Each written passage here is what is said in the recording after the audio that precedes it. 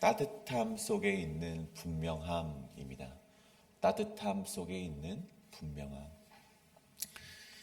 우리는 살아가면서 실수할 때가 많이 있습니다. 때로는 그러려고 했던 것이 아닌데 의도치 않게 실수를 할 때도 있고, 예상치 못한 잘못으로 인하여서 우리에게 큰 피해가 오기도 하죠. 구약시대에도 오늘 말씀과 같이 실수로 인해 누군가에게 잘못을 저지른 사람들, 누군가를 실수로 죽인 사람들을 위하여서 하나님께서는 도피성이라는 것을 만드셨다는 것을 오늘 말씀을 통해서 우리가 알게 됩니다. 그런데 오늘 우리가 함께 읽어서 우리가 알게 되었듯 이 도피성은 단순한 보호의 공간은 아니었습니다. 단순히 부지 중에 살인을 저지른 자가 피할 수 있도록 하나님께서 하셨다, 이것으로 우리가 끝낼 만한 이야기가 아니라는 것이죠. 이 도피성이라는 곳은 하나님의 자비와 동시에 하나님의 공의가 동시에 작동하는 장소였다는 것입니다. 오늘 말씀을 통해서 이 도피성이라는 곳이 하나님의 따뜻한 은혜와 동시에 분명한 하나님의 공의가 담겨있는 공간이라는 것을 깨닫기를 원합니다. 그래서 이 도피성의 의미를 오늘 말씀 가운데 함께 깨달으시고, 그리스도인으로서 오늘날 우리가 살아갈 때 우리가 하나님의 은혜와 동시에 하나님의 분명한 공의의 손길은 우리에게 주어져 있다는 것을 기억하시며, 그 자비와 공의로서 오늘 하루도 인도함 받으시는 우리 여러분 되시길 간절히 소원합니다. 오늘 첫 번째로 이 따뜻함 속에 있는 분명한 첫 번째는 하나님의 자비에도 공의는 분명히 존재한다는 것입니다. 하나님의 자비에도 하나님의 공의는 분명히 존재한다. 오늘 말씀 1절과 3절을 보십시다. 오늘 1절과 3절에는 도피성이 무엇을 위해 생겨났는지를 분명하게 말해주고 있습니다. 그 중에 3절이죠.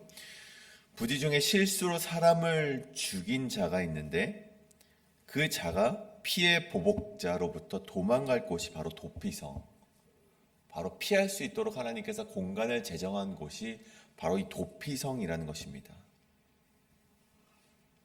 그러니까 이 도피성의 목적이 실수로 사람을 죽인 자가 피할 수 있게 만들어 놓은 것이라는 사실이죠.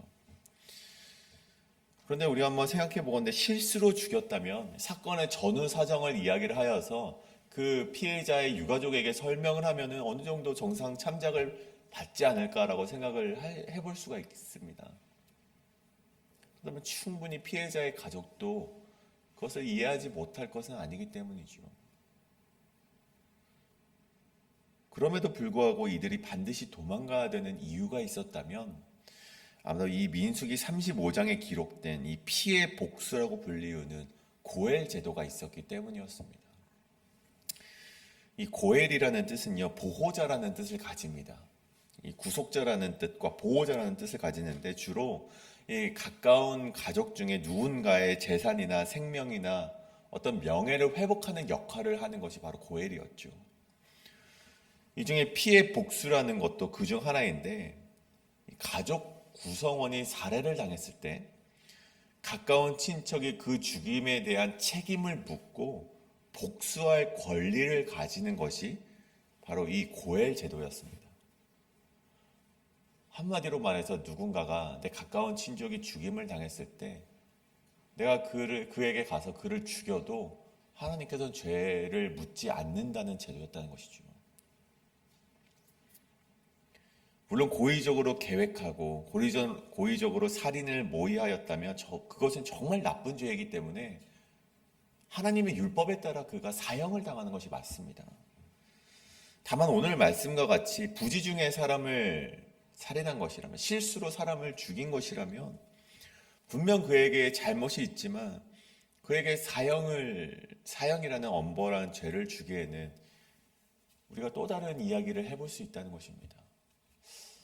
그가 사형이라는 벌을 받는 것은 조금 과한 것이 아닌가, 우리가 생각을 해볼 수 있다는 것이죠. 그래서 이 문제에 대해서 하나님께서도 예상을 하셨던 것 같아요. 그래서 도피성이라는 장치를 두어서 부지 중에 살인을 저지른 자에게 한 번의 기회를 주셨다는 것입니다. 그런데 오늘 말씀의 제목처럼 하나님의 자비라고 해서 이 부지 중에 살인을 저지른 자가 도피성으로 피해서 마음 편하게 지낼 수 있었다거나 혹은 두 발 뻗고 잠을 잘 수 있었던 것은 아니었습니다. 피해자들의 억울함과 속상함을 접어둔 채 가해자만 평안히 우리가 살아남을 수 있는 제도가 아니었다는 것이죠. 이 도피성이라는 것은요, 자비뿐만이 아니라 분명한 하나님의 공의가 존재했다는 것입니다. 4절에서 6절까지는요, 이 도피성에 대한 규정이 분명하게 기록이 되어 있습니다. 제가 앞서서 이 도피성의 목적을 설명을 드렸는데, 이 도피성이 부지 중에 살인을 저지른 자가 피할 수 있는 곳을 도피성으로 말씀을 드렸지만, 조금 더 자세하게 그 규정이 있습니다. 좀 더 자세하게 그 목적을 설명을 해드리자면, 살인자가 이 재판을 받기 전까지 잠시 몸을 피할 수 있는 곳이 도피성이었다는 것입니다. 그냥 무작정 피하는 것이 아니라 재판을 받기 전까지 피할 수 있는 공간, 그것이 바로 도피성이었다는 것이죠. 바로 민수기 35장 24절에 나오는 규례를 따른 것인데, 일단 이 살인자가 실수로 사람을 죽였다 할지라도 재판은 받아야 했습니다. 그가 고의로 사람을 죽인 것인지 아니면 실수로 사람을 죽인 것인지는 판결을 내야 했기 때문이죠. 그런데 그 재판 전에 이 살인자가 복수를 당해 죽어버리고 만다면 이 살인자의 억울함을 어찌 풀 수 있겠습니까? 예를 들어 우리가 도끼질을 하다가 나무를 베다가 도끼에 날이 갑작스럽게 빠져서 사람을 죽이게 되었다면 정말 억울하지 않겠습니까? 그런데 그 억울함 가운데 그가 복수를 당해서 죽어버렸다면 정말 그는 억울한 채로 죽음을 당하게 되는 것입니다. 그래서 하나님께서는 그가 정당한 재판을 받을 수 있도록 이 재판을 받기 전까지 피할 수 있는 장소, 도피성을 허락하셨다는 것입니다. 그리고 그가 이 재판에서, 그러니까 이 재판은 이 이스라엘 공동체가 하는 이 회중의 재판을 말합니다. 이 재판을 통해서 고의로 사람을 죽인 것으로 판명이 나면 분명 반드시 사형을 해야 됩니다. 하지만 그가 실수로 죽인 것이 판명이 된다면 그 다음은 어떻게 됩니까? 그 다음은 계속해서 이 도피성에 거주하면서 그 복수로부터 피할 수 있도록 하나님께서 그러한 제도, 그러니까 도피성에서 계속해서 거주할 수 있는 그 권리를 그에게 주었다는 것입니다. 이것이 하나님의 자비였다면 그 안에 하나님의 공이란 이 가해자는요, 물론 이 재판을 받고 그가 실수로 죽였습니다 해서 너 그럼 이 도피성에 살아라 라는 이 하나님의 자비 속에서 하나님의 그러면은 이 부지 중에 살인을 저지른 자에게 주는 공의란 무엇이냐면 이 대제사장이 죽을 때까지 밖으로 나갈 수 없는 그런 제도까지도 마련해 놓으셨다는 것입니다. 한마디로 도피성에 거주한다는 것은요, 우리가 피할 수 있고 숨을 수 있는 공간이기도 하지만 자신이 지은 죄의 결과를 짊어지는 것을 말하는 것입니다. 하나님께서는 너 의도적으로 죄를 지은 게 아니라는 것을 알아. 너가 너의 잘못이 아니라는 걸 알아. 너 무죄야. 그러니까 너 이제 앞으로 자유롭게 살아갈 수 있어. 라고 하나님께서 말씀하시지 않는다는 거예요. 부지 중에 저지른 살인이라 할지라도 자신의 행동에는 분명한 책임을 져야 한다는 것이 하나님의 말씀이었습니다. 그래서 도피성에 머무른다는 것은요, 단순한 보호가 아니라 회개와 겸손의 마음으로 지내야만 하는 시간이었습니다. 언제까지요?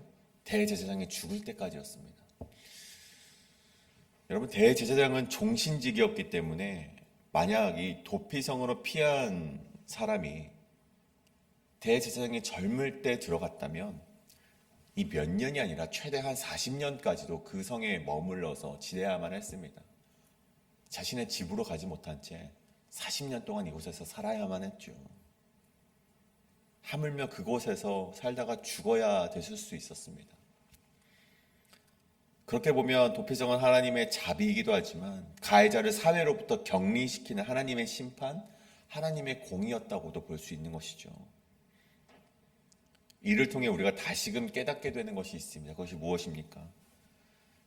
하나님께서 한없는 은혜와 자비를 그들의 자손들에게, 그들의 백성들에게 베푸시기도 하지만 그 안에는 분명한 죄의 재판이 있고 하나님의 공의의 손길이 펼쳐지고 있다는 사실을 우리가 기억해야만 한다는 것입니다.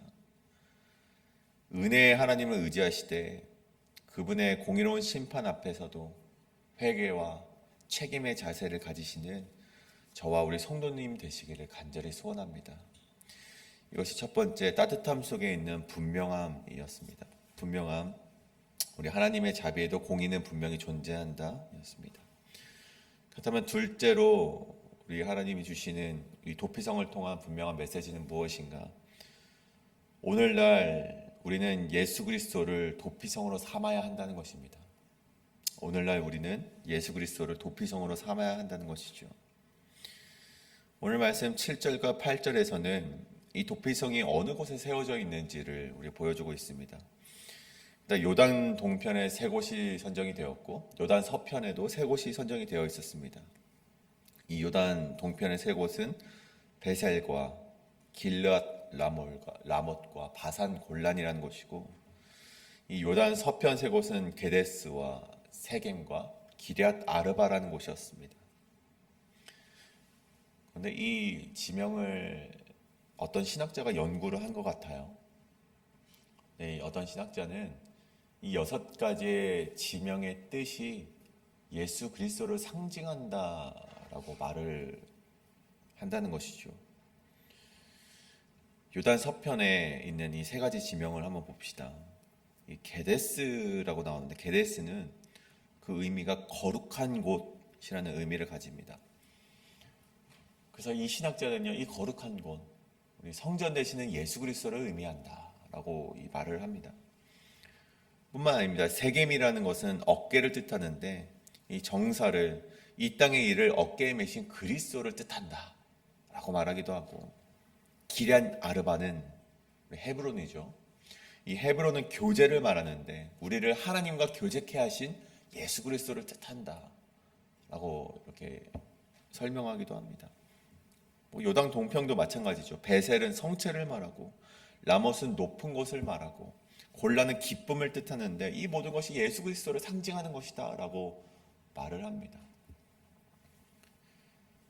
물론 이런 문자적인 해석이 크게 잘못되었다라고 보기는 어렵겠지만, 저는 이 신학자의 해석이 뭔가 퍼즐을 끼워 맞추듯이 그냥 잘 끼워 맞춘 한 가지의 이론인 것 같습니다.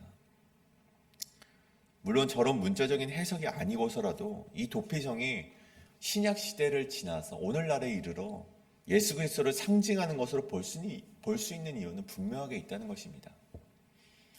우리가 한 5가지로 왜 도피성이 예수 그리스도를 상징하는가를 우리가 보게 될 텐데, 첫 번째는 도피성이 무엇입니까? 누가 제정하셨습니까? 하나님이 직접 세우시고 하나님께서 제정하신 제도가 바로 도피성이었습니다. 그것처럼 예수 그리스도는 하나님께서 세우신 단 한 명의 속죄자였음을 우리가 볼 수 있다는 것이죠. 두 번째로 왜 도피성이 예수 그리스도를 상징하느냐? 도피성이 죄를 지은 자의 유일한 피난처가 되는 것처럼 예수 그리스도 역시 죄인들의 유일한 구원자가 되어주신다는 것입니다. 셋째로 도피성은 높은 산지에 위치하여서 모두가 바라볼 수 있는 곳에 제정이 되었습니다. 이 요단 서편과 요단 동편에 세워진 그 도피성은요, 높은 산지에 세워져 있었습니다. 그것과 마찬가지로 예수 그리스도 역시 십자가에 높이 못 박혀 달리심으로 말미암아 모든 죄인들이 그를 바라볼 수 있는 곳에 세워졌다는 것이죠. 넷째로 도피성은 어디서나 손쉽게 도달할 수 있는 곳에 세워졌습니다. 오늘날도 마찬가지죠. 이를 받아들이는 것에 이 문제가 있을 뿐 하나님께서는 예수 그리스도의 복음을 누구에게나 쉽게 도달할 수 있도록 그 복음을 누구에게나 우리에게 주셨다는 것입니다. 마지막으로 살인자가 도피성 안에 있을 동안만 안전하듯이 우리 역시 그리스도 안에 거할 때만이 안전하고 정죄함이 없다는 것입니다.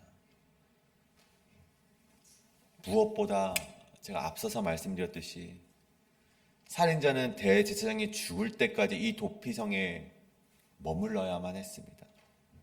반대로 말하면 살인자는 대제사장이 죽어야지만 이 도피성으로부터 자유하게 될 수 있었다는 말이 되겠죠. 민수기 35장 28절에 보면 이런 말씀이 있습니다. 대제사장이 죽은 후에는 그 살인자가 자기 소유의 땅으로 돌아갈 수 있느니라.